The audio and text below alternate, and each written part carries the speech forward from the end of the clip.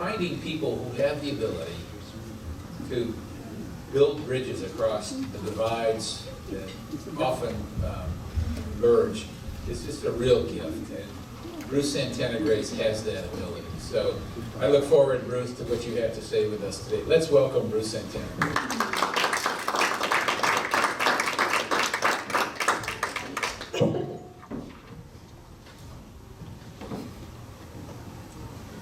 Well, as I said this morning, being here, frankly, is very emotional, because it's like being home.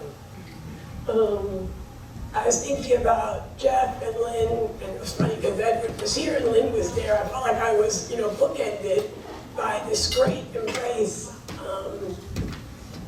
And as Jeff said, we started together in this region, and San Marino had gone through a pretty significant, painful chapter, and the presbytery had gone through its own painful chapter. And here we come, Pollyanna and Pollyanno, hoping to bring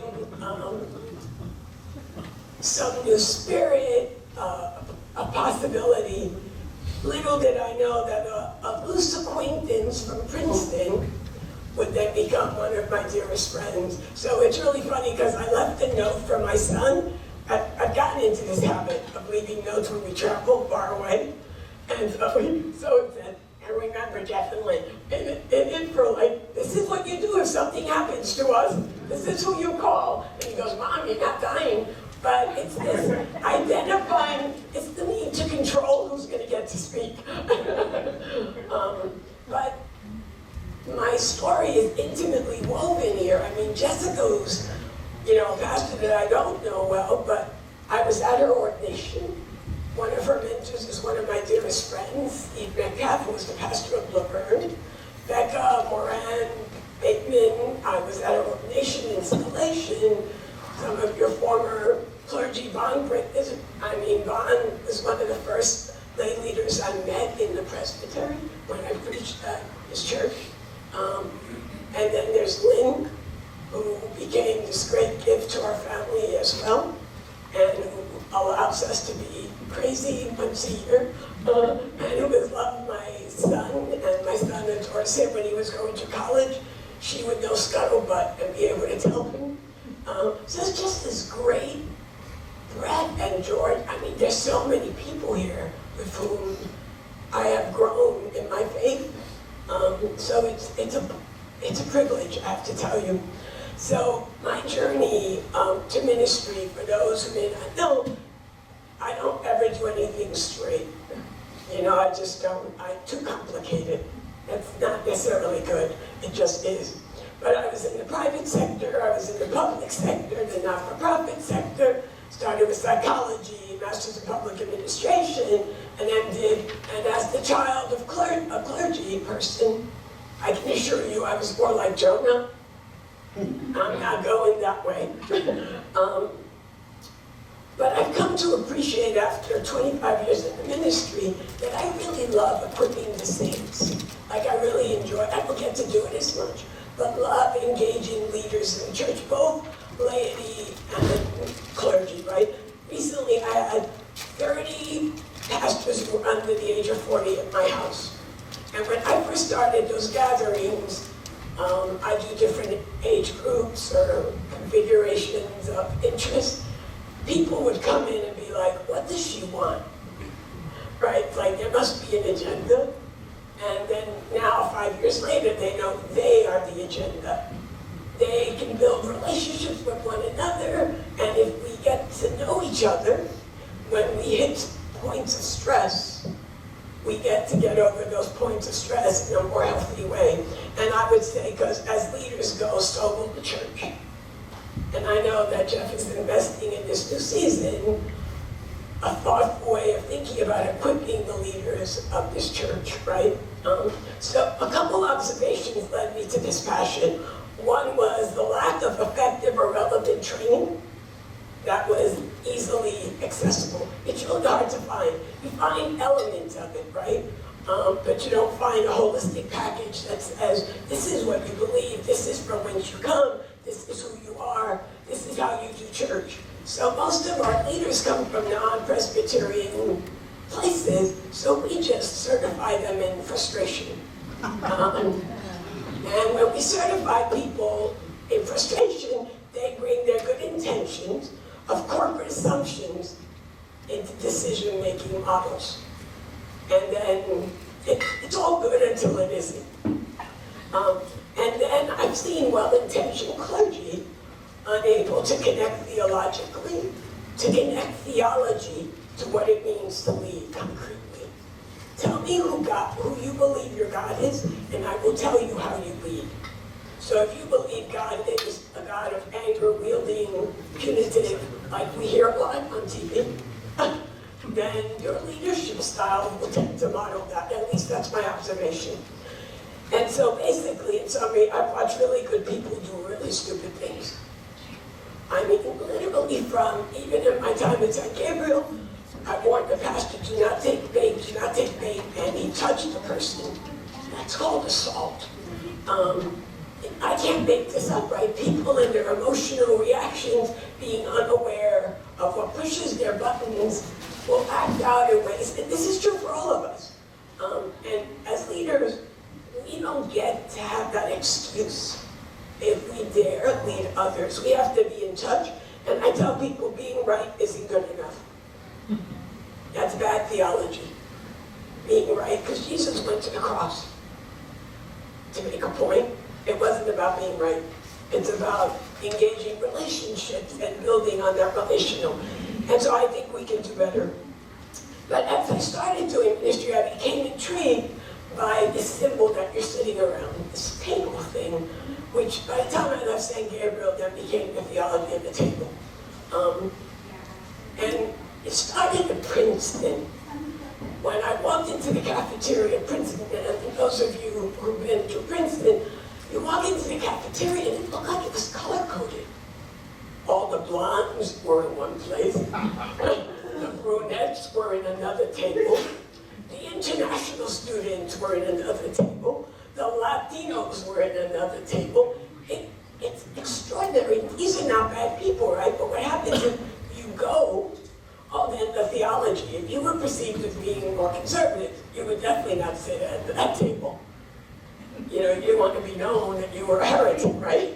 So it became an interesting self-identifying way of watching people who were going to leave the church perpetuate what could be a negative model if they weren't careful, right? So for me, this little insignificant inanimate object has become a symbol of much. I believe that if we understand our role, our temptations at the table, that we can really do well for the church. So what are common cultural divides? Oh, I have to do this. Okay, Mom, I got it. What are some common cultural divides before I turn the page? What divides us? This is too small of a group for me to be talking. Race. Race, right? Politics. Politics, oh my gosh. Are you a donkey or an elephant or confused independent? Gender? Gender, Age, absolutely. Gender identity, ability, right? Resources. Pardon? Resources. Economics, resources. What else? We have loads of things, right? Let me see. Language, right? If you don't understand someone, you just can't engage in the same way. Theological, economics, ability, education, position. So like someone like Jeff, I'm gonna pick on him a lot today. So someone like Jeff walks into a place, if you don't know him, you will make assumptions about him as being privileged, entitled. He's tall. He's Caucasian, if you hadn't noticed. And he's articulate, right? So you may not know anything about his spirit or his own journey, right? Someone like me, people make assumptions about too. So if you don't make the time to get to know some folks beyond those categories, it will work against the community you're trying to build, especially in the name of Jesus. This is not IBM. So position, geography, right? I mean, you were national, and like, he's in Nashville. I'm in Pennsylvania, and I landed back in California. I'm like, thank you, Jesus. It's just interesting how we respond, right? So these are the things, some of the things that divide us. Age is a big deal, and ability is another one, right? And there are many more, okay? So what are reactions to cultural divides? We develop a bias, right? And bias can be conscious or unconscious. I would call your attention to a book called Whistling Vivaldi by Claude Steele. It's a book that talks about bias in a way that I think exposes us to this weakness that we make if someone is too tall, if someone is this. So it goes beyond the traditional, and I came across it because Princeton University was using it to introduce the conversation of bias. But Claude Steele tells this great story. He's an African-American gentleman, and as he was getting older, he noticed that when he walked down the street, people coming the other way would do what? Cross over, right? So he started an experiment. He started whistling Beatles songs, or a classical like Beethoven or Vivaldi, common one, and people would not cross over. They would actually do this. And because he interrupted their unconscious bias. Right? He put it in check and oh, wait a minute, now he's not back. He's something different. So that's just something to think about because we all have them in different ways. So that creates, our bias creates assumptions, right? Based on external factors, not having to do really with the other. It's just on what we create based on what we carry. And then when we create assumptions, we stand our ground. We become judgy. And if we become judgy, we start polarizing, we start polarizing the other. Or we isolate. How many of you have ever self-isolated or self-alienated so that you wouldn't be exposed to potential rejection? I mean, you should have seen me walk into my first board meeting. I wanted to sit in a closet because I had to figure out how do you belong in these places. And I remember Princeton was the first board, the foundation was second. I go to Jeff, are you kidding me? Why should I say yes to this thing? And he's going, you have to say yes. And you have to say yes. And I'm laughing, but I'm terrified at the same time, right? It's like, payback will be what it will be, O'Grady. And he wasn't on the board yet. It took 2 years for him to come on the board.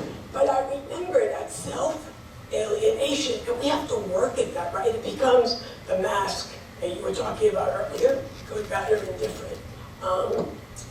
And then, one of the things that we see a lot now is this polarization. We make these big statements about all those people.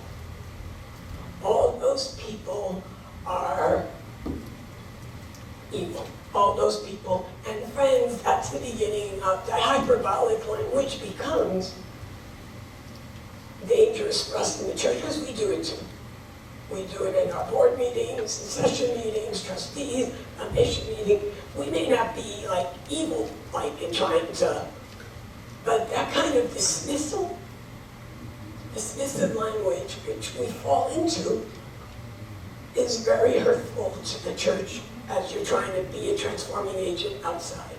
This isn't something for the members, but it is something for those of you who have said yes to leadership. So we dehumanize what is not us. And what happens in the world when people can justify dehumanizing others, what does that lead to? More terrorism. Terrorism is effective because it is based on you are not a person. You are no longer, you have no humanity. So then I can do what I need to do in the name of whatever it is I'm doing it in. And then that leads to broken community and it breaks with relationships. The irony is, in spite of all this, we're really hungry for relationships, right? We may not do it well sometimes, but think about social media. I mean, when you think about, Facebook, right? The yearning for connection. We are so much in need of connecting that we will connect with strangers. And we mistake some of that for being in relationships, right? So social networks, yearning for connection. Remind you, there's something good. Like, I have connected with people from my elementary school. That's kind of cool, right? But then these folks hide behind their thumbs and put all kinds of foolishness on. That's not helpful. We share photos, videos, and some of those media sharing is really about masks. It's about, I'm talking about that because it's part of a sermon series that you all are involved in. So, but it is about masks, right? You present what you want the world to see. And if you really look happy all the time, that's why I only use mine to share like church stuff or the grandgirls. I like, those are generally happy places. Discussion forums, you know what I'm saying here, right? We use these things. We will even stay in places that a stranger says is a good place to stay. When you think about, Airbnb, right? We share economic networks now.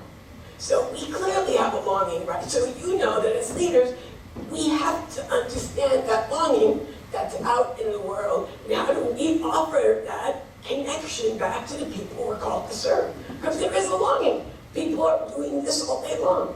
Even we do. And many of us, when we're at the table, right, we're like, phones come out, I'm guilty of this. So social media to the rescue. But that's not who we are. So here are the benefits. I'm gonna go through this quickly, but the benefit is we get communication information out quickly, right? I mean, that is very, very cool. The problem with that is the information there may not be accurate, as we all know. There's like instant bad news. We rally support. I mean, great money has been raised. We stay connected. The challenge is it remains what? A bit superficial. It doesn't have the authenticity or the vulnerability that is required for those of us who lead. We can't lead and avoid those elements of our leadership. It's impersonal and it limits relationship growth. So for me, that brings me to the table, right? What kinds of tables are there? You tell me. What kinds of tables do you sit at? You don't need this slide. Kitchen table. That could be good or bad, right? You could be having great food. So Jeff, I remember saying, yeah, let's do it around the table because, we break bread together, right? We play games at the table. We make decisions at the table. We can support each other, provide grace. When you think about the table, think about disciples too. Think about their engagement at the table. Think of those 12 with Jesus as the penultimate table, right? That is the ultimate table. So those are metaphorically, right? I mean, tables are also metaphorically small groups of people. So it's not only the physical. So the table becomes central to our existence. This meaningless, inanimate object starts determining in one way or another who's in, who's out. Either it's determined by those at the table or determined by those of us who are hesitant to go to the table, right? So this table, so here's the thing for us as leaders. Jesus invites us to the table. You had communion today, right? I heard the words, right, of institution in here. It was just coming down. Think about that table. That was not a like-minded table. It was a motley crew of misfits, if you really want to be honest. Zealots, all kinds of bad behavior, or fishing practical folks, right? So that's the table, right? As a place of grace and community. And we believe that we have a place at that table. So whatever it is we believe about what God allows for us, guess what that means for us? That we have to model it for others. So if we believe we are invited to be at the table, that means that we are called to invite others to the table. that that's not an option, right? And that is hard work. There are no shortcuts to this. So here are the gifts of the table. You build great traditions and community. So like if I'm at a meeting and I sit next to Jeff and Lynn, I'm in a comfort space, right? Because there's just a level of trust, so I can be silly, I can be more vulnerable, or I can be serious. So that's a gift, right? When you can sit with people to be that. Think about your session leadership or your deacon leadership, you know. You need to be able to build traditions that you can trust, that will warm your heart. Not that become idols, though, because that's a problem, too. When the tradition becomes more important than the reason you gather, then you have an issue. Spiritual renewal. I mean, so think of the worshiping community as a bigger table, right? When you know, just been back preaching 2 weeks, you know, you have extraordinarily gifted pastoral staff. I mean, together you provide spiritual renewal. We serve and care for one another. I mean, we're staying at Monte Vista Grove Homes. Think of that as a table, because when we come back, that is our intention, right, to move there. Why? Because I saw my mom die in isolation.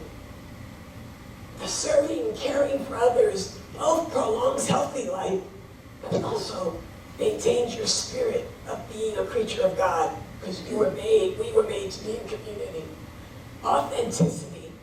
Don't you love being able to have friendships where you are known? And those aren't everybody, and that doesn't mean you go around telling everybody everything about yourself. But isn't that a special gift, to be with a few people that you truly can feel vulnerable, tear up in front of, celebrate with great joy? So then the decisions, acceptance, the forgiveness. This is one of the most important things at the table. If you stay at the table, you have to be willing to forgive the other and yourself for being not as good as you'd like to see yourself be, right? So forgiveness becomes so important. And we don't do real well. We talk about forgiveness, but we don't do real well. And as leaders, you need to be able to say, I forgive you, and I forgive you. Otherwise, we become like a bad marriage script. We have our script, and we can all write it. If we wanted to write it here, we would have a great time. Because, you know, we start throwing the kitchen sink at each other. So even in session meetings, of course not here in December, you have little factions, right? And opinions. And so if Lynn speaks, then Edward's gonna go. Whatever she says, forget it, right? But then if George speaks, Edward would go, oh, even if I know nothing, I'm gonna listen to him, right? And it's funny, I saw my son, he was a youth elder at Claremont when he was 17. And Jane Douglas, Dr. Jane Douglas, is a member of that church, and she was an elder, and he's 17, and he's trying, so his instinct was, if Dr. Douglas says it, I'm going that way. Because he trusted her. I go, thank goodness he had good judgment, right? Because that could work against her. And then break bread with one another, which is what we modeled here today. So here are the challenges at the table. This is something that you and I really need to struggle with. It requires vulnerability, right? It requires great vulnerability. Who here likes to feel vulnerable? Oh good, I'm glad you're with me on that one, because like, I hate when I feel like I'm gonna cry. You know, because either I'm feeling really stupid, and you know, there are only a few people who know. Yeah, I'm gonna not go there. But that's a hard thing to be vulnerable enough. But if we don't model it as leaders, and again, this is not codependent behavior. I should have a shrink here making sure that I'm not going to the extreme here. But think about it. To be able to be genuine, to be able to say, to break the perception that all is perfect. You know, I am amazed today that people think of me like, oh, she's got it all together. She must have not had a, you know, yeah, she's Latinx, but look at her. Actually, my husband was giving me heat for this a couple years ago. He goes, okay, you cannot not be crying the blues. You're on the Princeton board, you are on the foundation board, but it still does not change how I feel inside. Are we ever enough? Do we ever feel like we are enough? And that's our spiritual journey. And if we can't work on that as leaders, we will not be able to, in a healthy way, help those who are just seeking to find community here. So it requires accountability. Who likes being accountable to someone outside yourself? Yeah, raise your hand. That's just really hard, right? Like that. But think of the gift of that. This is something as a Reformed people that we don't use enough as a gift. We are not to make decisions alone. We believe that as a covenant community, we get to make decisions together. That releases the burden of the individual. That is in our confession. That's how we come to decision, as annoying as it is with our committee work. So Jeff does not have to carry the burden as head of staff. He should not carry the burden as head of staff on the big decisions made in this church family. He should be in collaboration with all the leadership voices and the staff. And that is, as for those of us who like moving quickly, it is a challenge. It's a great gift because it takes the burden off you making a hard decision by yourself. Requires patience, tolerance, and humility. And then I would say that going to the table is hard, right? But staying at the table is even harder. Because people say the darndest things at the table, right? And you want to get up and walk out. I remember telling, especially women elders, they would not speak up because the Georges knew how to speak this way. And George is the sweetheart, but they gave their agency over to the loudest voice, but then would go outside and talk in the parking lot. It's like, that's not helpful. I get why we're tempted to do that, but it's not helpful. So I started giving them little tips like, ask a question. If you don't want to say, you're a moron, don't, but then ask a question. Could you explain that a little better? Get in there so that if you ask a question about what you perceive as a moronic statement, then you might get others to then start speaking too, right? Yeah, I'm not sure I understood what you said. I mean, you need cue cards as leaders that allow you in without being disparaging of the other, but that opens up the possibility of explaining. You can't leave that all on your pastors either, because they might be like, what? Who just said that? So you need to, I remember being shocked the first time I saw a 7-foot man walk out of a meeting because he was mad. A session meeting. You don't get to walk out. If he can't walk out, you can't walk out. And he can't walk out. So if he can't yell, you can't yell. I mean, so for me, these patterns of behavior at the table then require us to be in check with our own stuff. And then the truth is, you can't be betrayed by someone you don't give a damn about. That's not betrayal, that's whatever. But if you care about something, and that person is totally in opposition to a value that you hold, you're going to feel betrayed. And you might be betrayed. That's the risk of the table. You might be denied. We'll talk about that. But that's the price of discipleship. That's bigger than us. Jesus stayed at the table. He never bolted. Even when he knew who was going to betray and who was going to deny and who was going to fly away and everything else that happened in that small community of our ancestors. So that's the challenge. It's hard work. So basically I'm saying that the table of Jesus provides us with insights into our own challenges. What I love about the Bible is if you spend time, as you can see all our temptations, especially as leaders. So if you go through the Exodus narrative, you see, the temptation to want to throw the leader out. Can we go back where we started? I mean, you have great stories there. So encounter with the Jesus table for me is getting in touch with what are the things that we might face that we would experience. Let me see which one I have here. Okay, so here's one of the temptation. Can someone read that? Anyone? I need you to wake up. Sure. Temptation number 1, denial and or playing ignorant. I don't know what you're talking about. Matthew 26, 69 to 74. Now Peter was sitting outside in the courtyard. A servant girl came to him and said, "You also were with Jesus the Galilean." But he denied it before all of them, saying, "I do not know what you are talking about." When he went out to the porch, another servant girl saw him and said to the bystanders, "This man was with Jesus of Nazareth." Again, he denied it with an oath, "I do not know the man." After a while the bystanders came up and said to Peter, "Certainly you are also one of them, for your accent betrays you."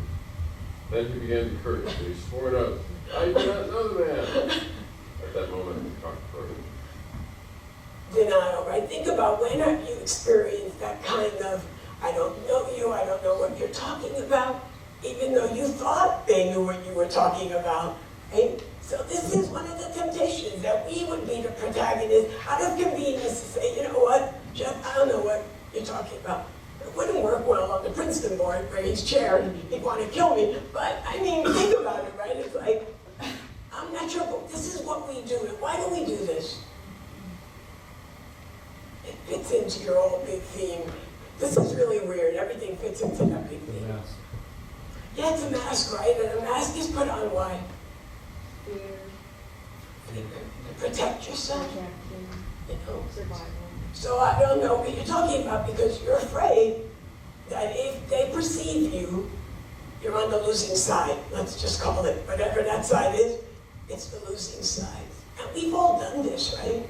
We've all calculated at some point in our life, win, lose, I'm going to go this way, even if we're quiet about it. We've all played this. And the thing about this is this denies, if it's done out of convenience, if it's done as a lie, we're cheating each other of the identity of the other. We're questioning their image and the image of God. This is not like cliche, this is real. We're dealing with people's lives here. So that's just one temptation. And I think I only put 2 in here. So this one is really, I'm not going to read this whole one, but this is really great. You know, James and John are there, and sons of Zebedee, and they're like, please let it be me. It's all about me. And you know what? I don't know if you realize this happens in the church too. You know? Please, I mean, I cannot believe it happens at all levels, across every religious institution. And then, so you have to find the balance of those who are constantly making sure it is them. And they may have gifts for it, but this is bad theology. If you find yourself going around saying, please let it be me, or the other story, which I didn't include here, is, you know, am I going to sit at your left or right-hand side, right? What's in it for me? I have worked so hard for you. I have done all this work for the church. I have given money. I compliment the sermons. I show up and usher every week. And what? I can't be an elder? Oops. I mean, again, I'm sure that's not happening here, but. And then, this is a really, I think is one that we're all very guilty of. When Jesus goes back to Nazareth, and he's basically not trusted, right? And then Jesus says, prophets are without honor except in their home country and in their own house. How many of you have gone home, to the neighborhood where you grew up, and it's not where you live now? Is that surreal? You know, what was that experience like? Are you welcome back? Or when you go back to a big family reunion, and when you were 14 you were a brat, and now you're 30, and they still think you're a brat, but meanwhile they missed the last 10 years of your life, right? You know, so, but this is really painful. You're not one of us. When have you experienced feeling like you're not one of them? and how painful that is. And the church, I love when I go to churches and they'll go, we are so friendly. I don't know why anyone comes in, but when you walk into the door, they're all huddled together and they're all friendly to each other, but they may not be particularly friendly to those coming through the doors, right? And why? Because they're not one of us. If we're going to grow the church into the future, we really have to get over this.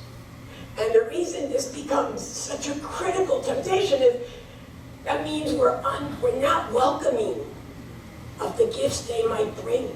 We're not welcoming the uniqueness of who they are because it's not us. And that threatens us because we like the good old days. Or we've never done it that way before, you know, the 7 deadly words of the church. So, you're not one of us. I've watched this in like really sophisticated systems that, and I'm going to tell this tale, so Jeff, forgive me. So we're in a system, and most of us who are newer, you know, we're not known entities. Enter those who are like known like Jeff. Oh my gosh, I saw people tripping over themselves, you know, because he's a trusted entity. I know I trust him with my life, so I'm not questioning that. But the temptation is then I will trust Jeff, but I will not make room for trusting someone else whose gifts might complement, enhance, build upon what Jeff already brings to the table. That's what we're supposed to be doing. We're not supposed to be saying, well, you're kind of like, I like you, so I'm going to put you on this team. We're supposed to be building on the gifts so that together, the Corinthians text is not cliche. We need each other to be the church, right?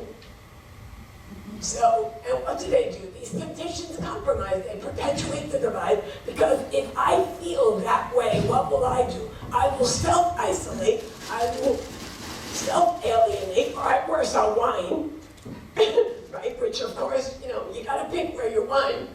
It compromises the authenticity of the very work we're claiming to say. You are the Church of Jesus Christ in this corner of the world of San Marino, right? So it compromises your possibilities. It allows jealousy to frame our leadership, and we're already tempted into that. I love the church's nominating process, as annoying as it is.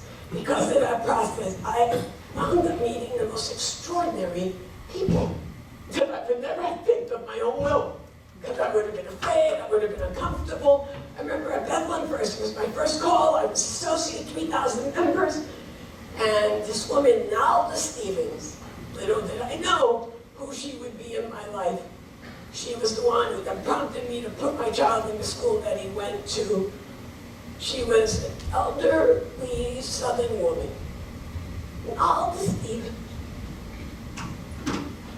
I confess I probably would not have picked to be on her team. I would never have traded Nalda Stevens for anyone in the world.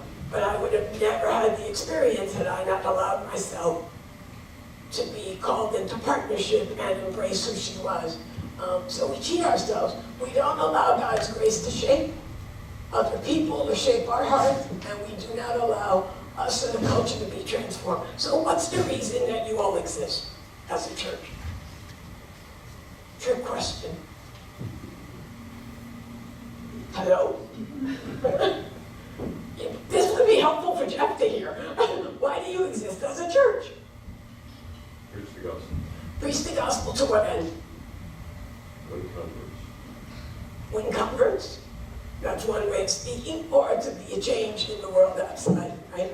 So you don't exist for yourself. The reason you equip and you build community is to strengthen who you are, so then you can be a presence in the world that people will view as authentic, bridge building, loving, compassionate, and not.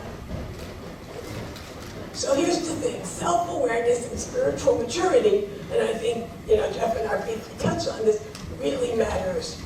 And I'm going to quote Brene Brown too, because that's how I'm ending in a minute. We have to own our broken pieces. It is not an option. You need to know where your Achilles heel is. You don't need to announce it on a plane, you know, with a banner, but you need to be aware that I might be someone who pushes your button. I could be. It's unlikely, but I could be, right? You need to own that. You need to know that if one of your pastors says something in a certain way, it might bug you. But you need to be able to separate how you're reacting from what they're saying so that then you can make an informed decision. You have to question, and I am using have-to language here, we should question our own assumptions. Just because we believe it is so, doesn't make it so. Just because we are so clear on our biblical understanding of the flood, doesn't make our opinion the only one that's biblically solid. So we need permission to cut ourselves slack, that we don't need to be the expert on everything, and that we need to be open to others. We need to celebrate the theology of abundance, and I don't mean just money, versus the theology of scarcity. I am so done. We've been trying to change this. You go to a church, and they go, we have nothing, we don't have this, we don't have that. So I try to change the conversation. What do you have? What are your gifts? What do you enjoy about this small community of faith? And then you start getting, so can you build on that? The churches will not be like San Marino in the future. I mean, we will always have the San Marinos, but the average church will not look like this. That does not make it bad. Just makes it different. And then understanding context. By that I mean, it's helpful to understand what I started with earlier, that people would read Jeff O'Grady and make assumptions about him. But if you don't have context, right, about your story, there's no way we can serve one another if we don't make the time for that. So these are really important. So I love this quote from Pete Scazzaro. And this is very important to me. It's impossible to be spiritually mature while remaining emotionally immature. How many times, and again, this is from my experience out here, I've had elders hang out at the church instead of being with their families because they're in a broken place. So they're using the church as a way of fulfilling a void in their spirit, right? When they need to be working on their spirit. And sometimes you know more than you should. So if you're not spiritually mature, you can't sit in a meeting and tell me you're emotionally mature. So people who tend to yell at meetings, it's a clue that their little balance may be a little off. And what do you do with that, right? You have to work with that. Yeah. So I love this. So here's a quote that I picked up from Brene Brown, which I thought was really a great way to end this. She says, spiritual maturity, I believe, is among other things defined by a sense of worthiness, right? But I love this, the courage to be imperfect. That's a thing when all we care about is being perfect. And I will say, the bigger the church is, the greater the sin. Because then you're afraid that if you don't look perfect, people are going to think less of you. Having grown up in a small Spanish-speaking church, we did these great closings of the summer program with like nothing, right? Cardboard, and families would come out, 150 people to joy. Then the first time I went to Bethlehem, it changed a lot. But the choir director told us we couldn't smile when we were processing. I was like, what? But that was real, and you had to walk like this. That was then, this is now. But that thing of perfection, right? So where does that become a good presence or an imposing, unhealthy moment? And then, so the courage to be imperfect, the compassion for the journey of others. I love these 3 C's that you put down.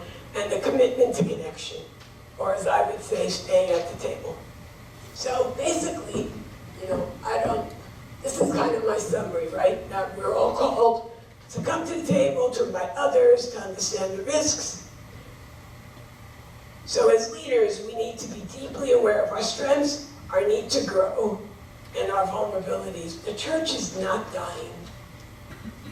Whoever's using that as a mythology to explain structures and systems and edifice, I can tell you when I have 30 people under the age of 40, all saying yes to working for the church in its newness, not sure where it's going to go, God continues to call men and women up. It will not look like what we have perhaps become accustomed to, but that's the fun of it right now, that we can color outside the lines, that you as leaders can dare to be bold and creative and not be married to one model, because your mission is to share the love and grace of Jesus Christ so that others might believe, and frankly, even who do not believe, so that you would be a presence of grace in the world. So that's kind of, we're called to understand that the host of our table will never get up and walk out on us. And that is one of the most powerful images we have, that Jesus goes to the cross. I'm not promoting that any of you buy wood and nails, but think about the one we call to serve. So I think that's it. So I don't know if you have any thoughts or questions about leadership. I mean, this is like a hard time to be doing this. I'm going to thank Jeff later. So what do you think about the table? Go ahead. So can you share a time, maybe in the last 5 years in Philadelphia, where it was difficult to get people to stay at the table? What did you do, and what was the outcome? So one obvious one, I was there, and 9 months later we were going to vote on whether or not to expand our understanding of marriage, right? To allow for same-gender marriage. This is 9 months in, so it was like, oh, thank you, Lord. Could we have waited at least 2 years so I had more of a guarantee of how they were going to act? So what I did was, I've got 130 churches. Half of them are elephants and half of them are donkeys, right? In terms of voting, and so we reflect the reality of our nation. So I created baby forums where people had to come together, and I would not let anyone just take a mic. We created questions that they had to answer, and they had to make sure that everyone at the table. We did 10 different venues. So I did one venue that was more like an Oprah show. We just took questions, and then myself and one other person were the ones taking the heat. So I created multiple forums, and people who were there a long time were prepared to come with 2-page scripts. And we said, no one's making speeches. You have to engage each other in the question. And then the day of the vote, I wanted to throw up, obviously. I mean, I really was scared about, because now you're going to get 400 people in the room. It's not, and you're not going to get just the people who've come to the forums now, because it's hot. So what we did was, I consider myself, and I consider you to be this, you have to be a choreographer of the movement of people. So I asked one of our black churches, their gospel choir, to do a flash mob for me. This is risky while I was speaking. But then we had to be careful about the song we picked, because it cannot look like we were promoting one side over the other. So we picked "Guide My Feet, Lord." And this pastor is 80 years old. She's amazing. So her choir director, so they spread out in this beautiful church. I made sure the building was like like very holy. Like when you walk in, be still and know that I am God, not you. So, we were thinking about, that it wasn't like a room like this, right? You wanted people to feel the sacredness. So when I got up to speak, this poor man, he had a scarf, a toggle top, and he's scared because, now we have, the black community looks very small when it's time for these votes. And so I look at him like, get up, don't make me keep talking. And he goes, "Guide my feet, Lord." And I was scared. Jeff, you were there at the beginning. You know these people didn't know how to clap or move. So it was this risky thing, and 400 people got up and took the cue. So what that allowed me to do was to say, when we were over, this is who we are. This is who we're called to be. What we're about to do next is how we do church business, but it's not our identity. So it allowed me to, that was the, and then we made them come up to get their balance at the communion table to shake it off. And so we voted on, like, I don't know how many amendments in 45 minutes, including same gender. So that was one moment, and that takes energy, and it takes the willingness to both fail. Because, you know, you can look really stupid if no one gets up, and people could take it wrong, so you have to make sure you put the right. So that's one example. It's kind of a fun, but it was scary at the time. So, yes. I'm sure you noticed the front page central article in the most recent Presbyterian magazine, how we deal with physical terror. Right. It's one of my pastors. Right? That's one of my pastors on the cover. Could you speak to the issue?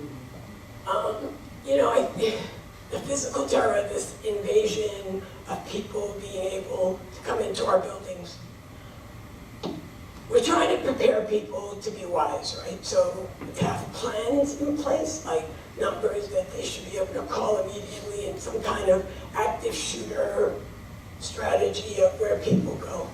But I don't think, and maybe I don't know that we'll ever really be prepared for such an incident. I think we try to prepare the best we can, both for insurance purposes, but for maintaining a space that's sacred, right? But people have been shot doing Bible studies now. So we have to be careful that we don't allow the fear to become such that we become prisoners to that kind of terror. So that dance, so you have to have information like churches have to think about, well, how many doors do they keep open? People need to know what doors can they get out. I mean, so we have to be like movie theaters in some ways right now, so people can get out. We should also, you know, now that we're paying attention to physical terror, you know, there's natural disasters, right? So are you ready if an earthquake hits that impacts while you're worshiping? Then you have medical disasters, right? If someone has a heart attack, which we've all experienced at this point, how many years of ministry, suicide and heart attack, that may happen at the most inconvenient moment, right? So for me, it's keeping that balance. We're resourcing our churches, but we're trying to do it in a way, and then there's child abuse and child protection laws, and I'm real sensitive to that. So, but you gotta do this, I think, in a way that does not, that we don't become then in bondage of the fear. And that's always the dance, right? Because then we're being, One of our members of the Go ahead. building now, I think this is very practical. It's like we should have a police car parked down the street. I mean, that's passive, really. The policeman would be in the car, maybe it's just a vehicle. But it's just a signal that we're careful. Makes sense to me. and churches have done that. I mean, the church I served for 13 years had police presence just because we backed up the traffic. So then we had police presence, and we were gonna get picketed by that hate group from Kansas. We're like a moderate evangelical church, First Bethlehem, right? We're kind of like a San Marino, and it was like, you're gonna picket us, really? So we had to engage the police and other institutions that were gonna get picketed. By picketed, it was 4 people, right, who were gonna be crude. 4 people came to picket because we allowed for a prayer service that included everyone in the community at the 1-year anniversary of 9/11. So they really are hate group. What are they called? What's their name? Westboro Baptist. Thank you. So in that case, we did prepare with the local authorities. Yeah. We prepared with other entities, and unfortunately, we took up airtime during worship, to tell people what to do because of their tactics. They would hit people, they would like shove people. So we told them, keep your distance, do not engage, do not engage. Keep your kids, will be waiting at the end of the driveway, look at us. And then we were ready inside, we had plainclothes people. But again, you have to be careful about how much do you want to show and how much anxiety do you want to create. Thank you. Yes? So, thank you for your talk. It seems to me one of the challenges that we face as a church is similar to a community, which is how do we live with people who we disagree with? Amen. And create a community that is broad enough to allow those differences to not sunder. And I think we're coming on the end of, I don't know, 50 years of sort of cafeteria Christianity. If you don't like what you're doing, Go shopping. you go somewhere else. The days of somebody who is a member of the church for 50 years, regardless of the pastor, is probably long gone. And I'm not sure how we are, how we're able to teach people, right, that the commons are greater than the individual, at a time when I think a lot of people long for that, and that They long for the individual or they long for the other? community, Right, yeah. but often not willing to give up the individuality piece of it. We have a culture that celebrates that, and it seems to me we either we are well down the road to defining our differences in our communities. So if you believe in X, Y, and Z, you can come with us, and if you don't believe in X, Y, and Z, Go elsewhere. then go somewhere else. Right. Or if I don't believe in it, I'm not going to stay here. And I'm sure over the 2,000 years, the church has had lots of different ways of coping that. The reign of the Catholic Church, when it was supreme, was broad enough so that it could absorb a lot of different, now probably referred to as heresies, but now we don't seem to have that broader vision where even though I might disagree with you on something, you're still welcome to be part of a community with me. Well, and hence, this is why this matters, right, to me, because I think the church is at its best when we allow for the motley crew or the diversity of opinion. That's when together, that's kind of your covenant agreement, right? And that's why this is countercultural now, precisely because of everything you're saying, which is why you all as leaders have to be so committed to it. Because the churches that have shaped the most people are the churches that have learned to live with the tension of welcoming a broad base of people. Otherwise you become this, and I'm being disparaging, a ghetto of thought or convenience, right? And when we lived in those kind of ghettos, we never challenge, we never grow. We're so sure about our opinions, but I recently, a friend of mine who's far more conservative than I was, died from a brain tumor.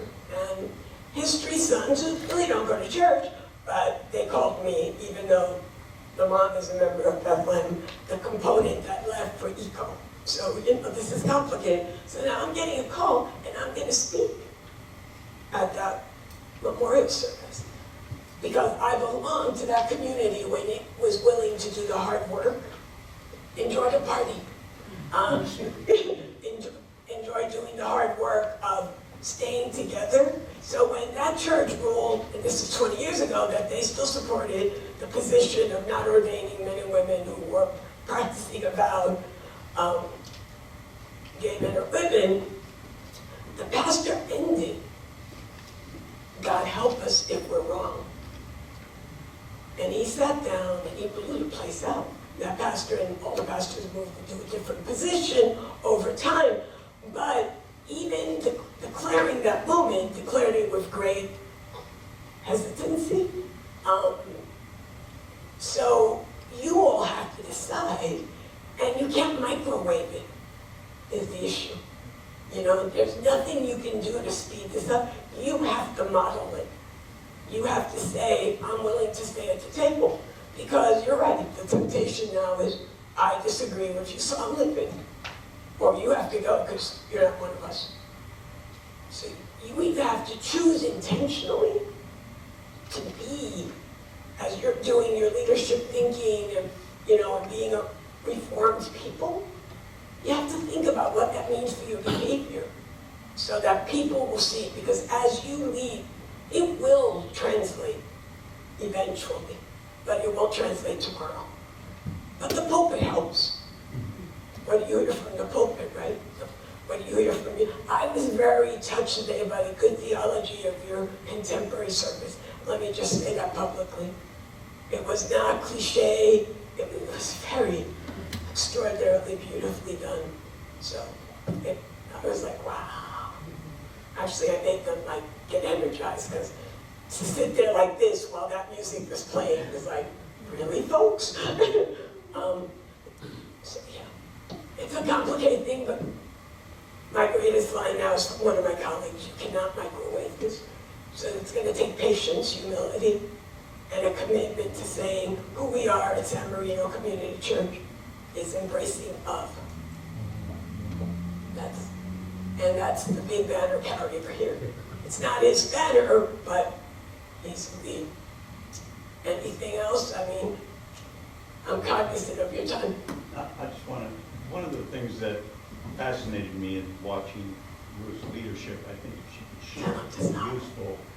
I know you don't have to, it's the one thing that she always said: I don't have power if I don't. All I can do is create trust among the people I'm working with. And because of the trust, whatever is to emerge can emerge. But if I throw my opinion up too soon, if I try to go any place too quickly and people don't feel who I truly am and what I'm trying to do, it doesn't make any difference what I have formally. It just won't happen. Actually, And that's something to thank speak, you for because that. some of us kind of do that maybe.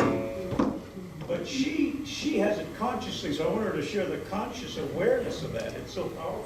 So I tell my pastors, you have no power. Sorry, you have no power. I have no power. You may think I have power. I know I have great influence.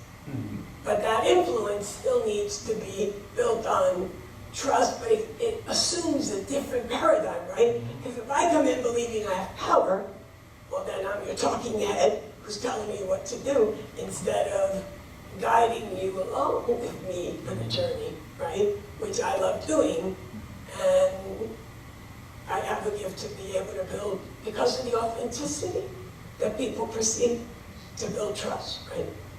And you're a community that no one talks of San Marino, I'm just going to be candid, right, as a pompous church. No one speaks of you that way. Where other big churches around the country can be spoken of as like, well, they think they're all that.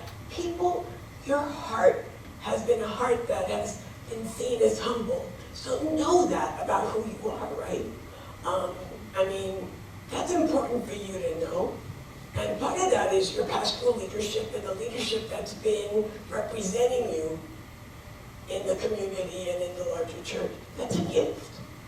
So that's a tribute and a good place for you to be.